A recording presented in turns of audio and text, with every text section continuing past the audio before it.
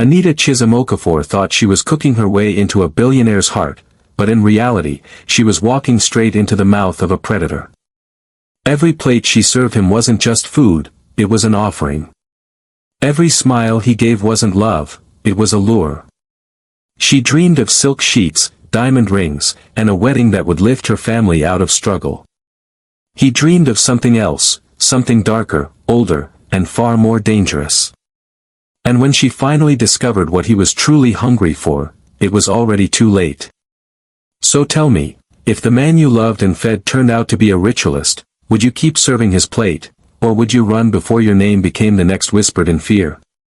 Anita Chisom Okafor didn't just want love, she wanted an empire. Growing up in Enugu, her childhood had been simple, her father, a factory foreman, her mother, a market trader, and her younger brother, Chuka, who was always getting into mischief.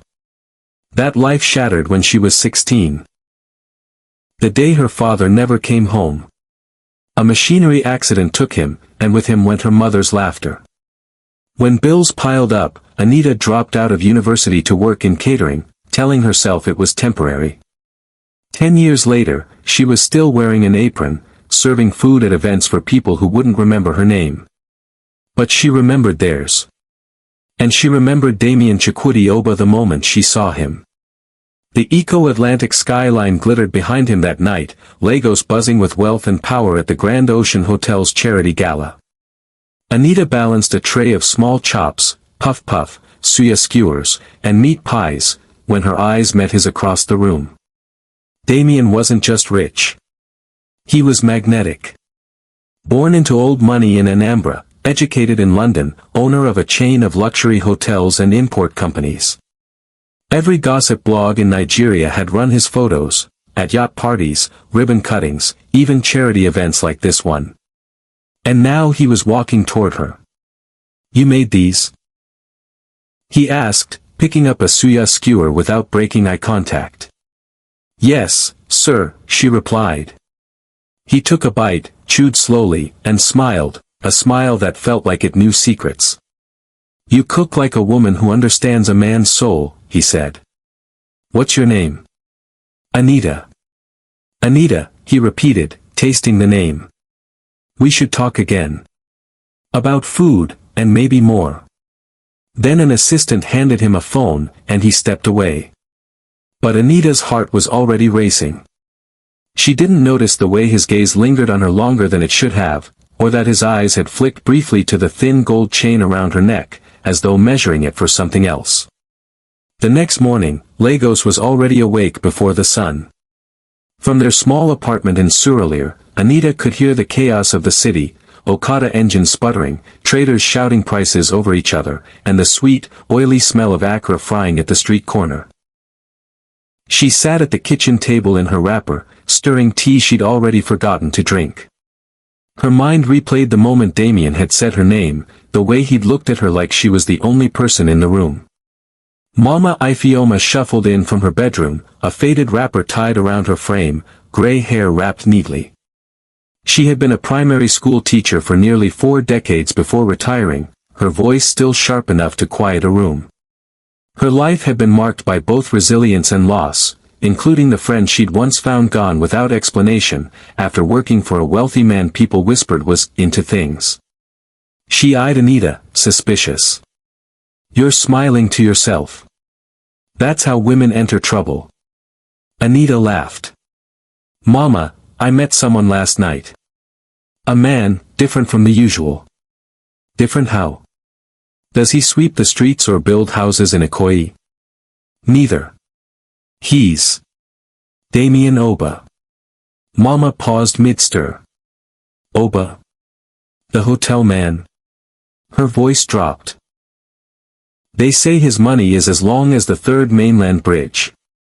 And they also say, his shadow is longer than night." Anita rolled her eyes. "Mama, you've been listening to gossip again." Before Mama could answer, there was a knock at the door.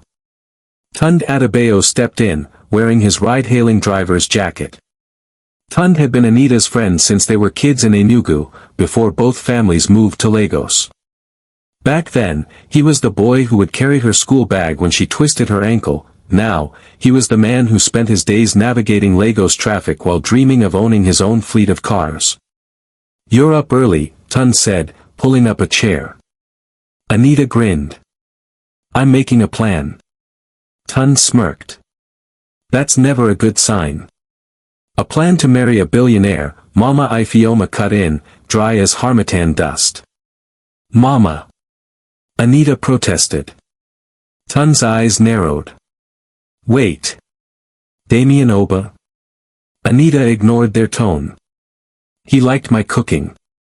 So I'm going to cook for him again. Not just anything. Special dishes every time. He'll see I'm not just another pretty face." Mama Ifeoma leaned back, arms folded. "Food can open doors, Anita. But some doors lead where you don't want to go." But Anita's mind was already running ahead, to smoked jollof, fisherman pepper soup, nkwobi, and plantains fried in butter and honey. Each meal would be a step closer to Damien's heart, and to the life she'd promised herself long ago. 3 days later, Anita stood at the towering black gates of Damien Oba's Ikoyi mansion, clutching a woven basket wrapped in bright Ankara cloth. Inside the basket was her opening move, smoked jollof rice cooked over charcoal until it carried that deep, earthy flavor her grandmother swore could make a man remember you in his dreams. The goat meat was tender from hours in palm oil and pepper, and the plantains glistened under a drizzle of honey. The guard at the gate was tall, impassive behind mirrored sunglasses. "Madam, do you have appointment?" "No," Anita said, smiling. "But Mr. Oba will want to taste this." The guard chuckled quietly. "Plenty women bring things here. Most never pass this gate."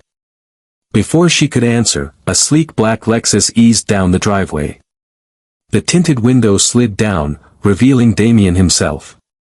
Today he wore a crisp white shirt open at the collar, a thin gold chain glinting against his skin. "What's this?" he asked. "Breakfast," Anita replied. "A small thank you for the other night." He signaled to the guard, who took the basket and placed it in the back seat. Then Damien's gaze returned to her. "Come in." The Lexus rolled slowly up the drive, Anita following on foot. The mansion loomed larger with every step, a blend of modern glass and stone, with manicured lawns and a fountain in the shape of a coiled serpent spraying arcs of water. Inside, the air was cool and faintly scented with cedar and something else, thicker, heavier. Not perfume, not cooking, an incense she didn't recognize. In the dining room, sunlight streamed through tall windows, catching the edges of silverware that looked too perfect to have ever been used. Damien sat, scooped the jollof himself, and took a slow bite. His eyes closed briefly, then opened with a faint smile. "This," he said, "is dangerous." Anita laughed nervously. "Dangerous?" "Yes," he said. "Because I might never want to eat anyone else's food again." As they talked, she noticed something strange. From the corner of her eye, she saw a maid quietly take a smaller portion of the jollof and goat meat and place it on a plain white plate. Without a word, she carried it away down a side hallway, toward the far end of the house. Anita brushed it off. Maybe it was for another guest. Maybe for one of the staff. But the way the maid kept her eyes lowered, as if afraid to be seen, lodged itself in Anita's mind. The invitation came 2 days later. Anita was peeling yams in her cramped kitchen when her phone buzzed with a message from an unknown number. "Dinner. My place. Where's something unforgettable? D." Her pulse jumped. She called Tund immediately. "Guess who just invited me to dinner?" He didn't miss a beat. "If it's that Damien, I hope you remember poor people like us when you're sipping champagne in Ikoyi." "But Anita," his voice dropped, "just remember, men like him don't do anything without reason." She brushed off the warning, but the words clung to her. That evening, she arrived at the mansion in an emerald green dress that caught the light with every step. The guards greeted her by name now. Inside, the dining room looked transformed, tall silver candelabras, crystal glasses, the soft notes of a string quartet drifting from somewhere unseen. The table was set for two, but only her plate was laid with food. Damien appeared in a deep burgundy suit, every line of it sharp. "You're even more beautiful in green," he said, pulling out her chair. The meal was luxurious, lobster tails glistening with butter, saffron rice, vegetables cut into perfect shapes. But Damien didn't eat more than a mouthful. Instead, he watched her eat, his gaze steady, his questions probing, her childhood, her cooking, her dreams. When she asked why he wasn't eating, he smiled faintly. "I eat in my own way. You are part of it." After dinner, he led her to a lounge lined with African masks, intricately carved faces frozen in expressions she couldn't quite read. Some looked regal, others, almost mournful. Their eyes seemed to follow her. Damien poured her a glass of wine and handed her a small velvet box. Inside was a delicate gold bracelet with a crescent moon charm. "A token," he said. "For the woman who reminded me of a taste I thought I'd forgotten." She slipped it on, smiling, unaware that this was less a gift and more a mark, one she would soon wish she'd never worn. In the weeks that followed, Damien's calls became a rhythm in Anita's life. Sometimes he requested specific dishes, her egusi soup with pounded yam, her smoky jollof, or fisherman pepper soup. Other times, he simply said, "Surprise me." Every visit followed the same pattern: she would eat, he would watch. It was flattering at first, the way he seemed so focused on her, as if she was the only thing that mattered.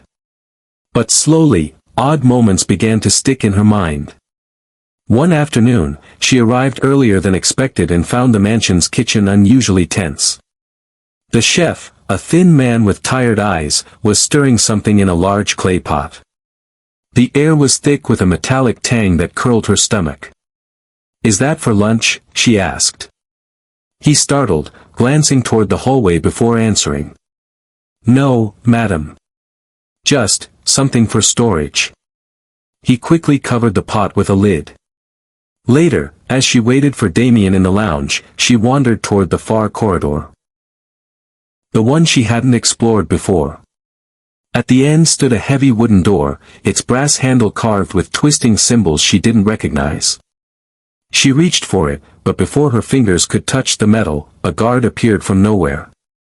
"That room is not for guests," he said, his voice flat, his body blocking the door. That night, she tried to joke about it over dinner.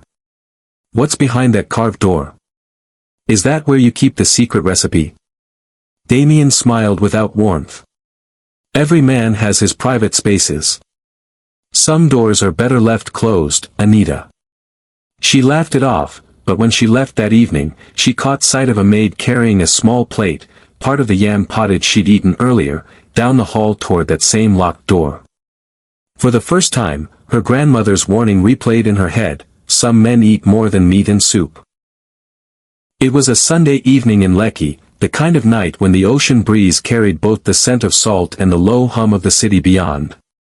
Damien had sent a car to pick Anita up, not the usual black Lexus, but a chauffeur-driven Bentley that purred like it knew it belonged to someone powerful. The beach house was even more breathtaking than the mansion. Wide glass walls framed the rolling waves, and the floors gleamed like they'd been polished with moonlight. The scent of vanilla candles mingled with something richer, deeper, the same incense she'd caught faintly in the mansion before. Dinner was set on the open terrace: grilled prawns, roasted plantains, and a sauce that made her mouth water before she'd even sat down. This time, Damien poured the champagne himself. "You've been cooking for me for a while now," he said, leaning back in his chair. "And I've been thinking." Her heart thudded. "Thinking about what?" "That sometimes, a man meets a woman who changes his home. And his soul." His gaze held hers, and for a moment, she felt certain he was about to propose. "Are you saying I'm that woman?" she asked softly. He smiled, but it was unreadable. "You could be. But being with me means stepping into a world you've never known. And once you enter, there's no leaving it." It sounded romantic in the candlelight, like a promise. She didn't dwell on the weight of the words, or how his tone seemed to cool at the end. When they finished, Damien took out a small red velvet pouch and tipped it into his palm. A fine gold chain slid out, holding a pendant shaped like the sun, with a blood-red stone at its center. "Wear this," he said, fastening it around her neck. "It will keep you close to me, no matter where you are." Anita touched the pendant, smiling. She didn't notice how his fingers lingered a second too long at the clasp, or how his eyes seemed to darken as they rested on the stone. The rain came hard that afternoon, hammering the tin roof of Mama Ifeoma's veranda like 1,000 restless hands. Anita sat curled in the armchair, sipping tea and waiting for the downpour to ease before heading to Damien's. Mama Ifeoma shuffled in from the kitchen, a towel slung over her shoulder. She eyed Anita for a long moment. "That man has been keeping you busy. These days, you're more in his house than in your own." Anita tried to laugh. "Mama, you make it sound bad." "I make it sound true," Mama replied. "And I hear things. They say Damien Oba is a man who never loses. But people around him disappear. Friends. Business partners. Even women." Anita rolled her eyes. "Mama, Lagos gossip is louder than a church drum."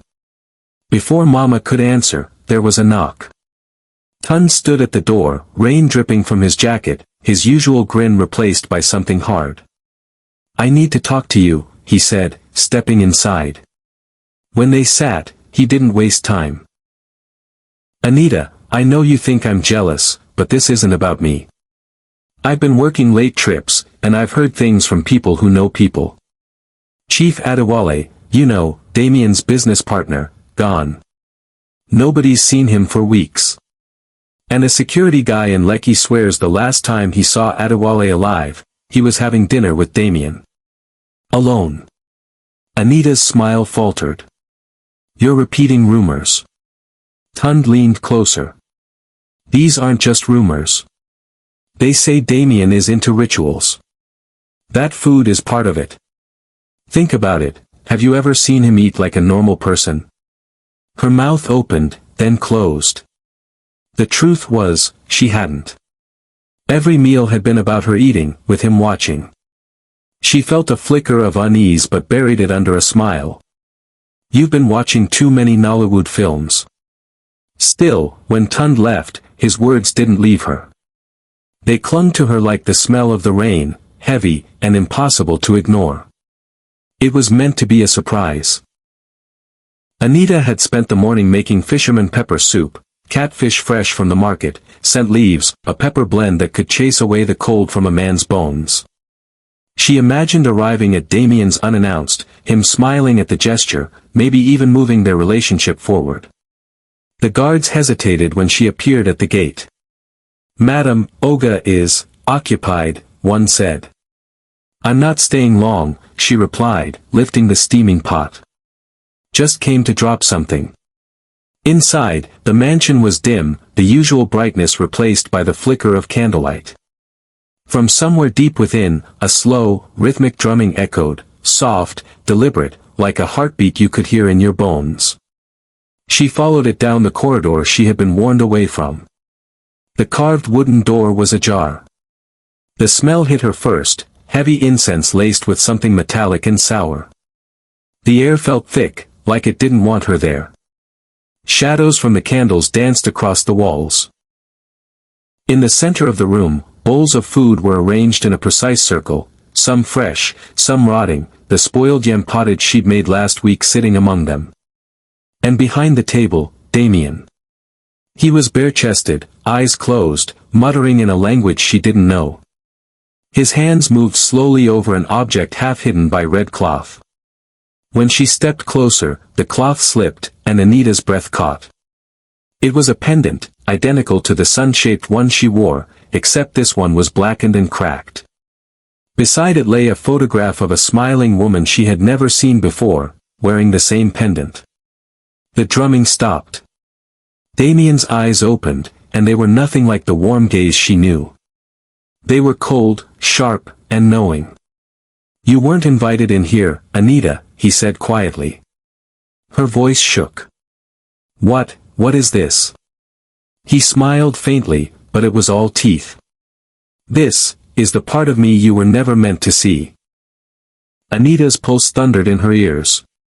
The heat from the candles seemed to press in on her skin, every flicker of flame throwing Damien's shadow taller against the wall.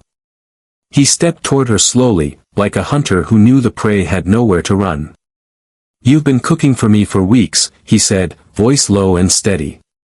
"Every bite you served wasn't just food, it was a gift. And now, you will give me the final course." Her breath came shallow. "You're insane." Damien's eyes didn't flinch. "No. I am protected. And soon, I will be renewed." She bolted. Her heels slammed against the marble as she tore out of the room.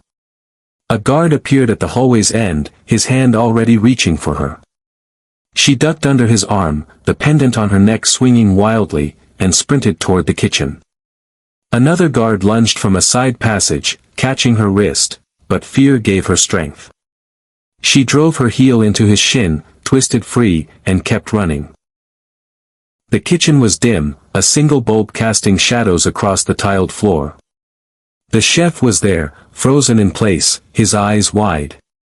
"The back door," she gasped. For a heartbeat, he hesitated, then pointed toward the pantry. Anita shoved the door open to find a narrow service exit. She didn't look back. The wet grass in the garden clung to her dress as she ran. The air outside was cooler, but her lungs burned. She was almost at the outer gate when headlights cut across the driveway, a battered Corolla skidding to a stop. The driver's door flew open. "Anita! Get in!" Tun's voice sliced through the night. She dove into the passenger seat, slamming the door. The car roared forward, tires spitting gravel. As they reached the road, she dared one glance back. Damien stood at the gate, flanked by his guards, bare-chested, candlelight still licking his skin. His face was calm, almost amused, as if this were not the end, but the beginning. For 2 days, Anita barely left Mama Ifeoma's house. The gold bracelet and the sun-shaped pendant lay sealed inside an old shoebox, pushed into the darkest corner of the wardrobe. Even touching them made her skin crawl. Mama Ifeoma didn't push for details at first. She simply kept a pot of soup simmering and sat nearby, humming old Igbo hymns under her breath. But on the third morning, she lowered herself into the chair across from Anita, her eyes steady. "I warned you about men who eat too much," she said quietly. Anita's throat tightened. "He would have killed me, Mama." Mama Ifeoma reached across the table, her fingers warm and dry on Anita's. "And if you hide now, he still wins. Live your life. Make it yours again." That evening, Tun drove her into the city. She kept the window open, letting the Lagos night air whip her face, the scent of roasted corn, the blare of Danfo horns, the chaotic, comforting life of the streets. She was still here. A week later, Anita opened a small food stall near Balagan Market. The pots were second-hand, the canopy patched in 2 places, but the customers came. They came for her egusi soup, her smoky jollof, her akra fresh from the pan, not because it was part of a ritual, but because it was good food, cooked by a woman who had survived. One humid afternoon, as she ladled yam pottage into a customer's bowl, a black SUV rolled to a slow stop across the street. The tinted window lowered just enough for her to see him. Damien's eyes met hers, and his mouth curved into that same knowing smile. The car pulled away without a word. Anita's hand didn't tremble. She turned back to the customer and managed a smile. "Eat while it's hot," she said. She knew this wasn't over. But she also knew this, she would never serve him another meal. Dear viewers, if you were Anita, would you have left the moment you heard the rumors, or waited until you saw the truth for yourself? Tell me in the comments.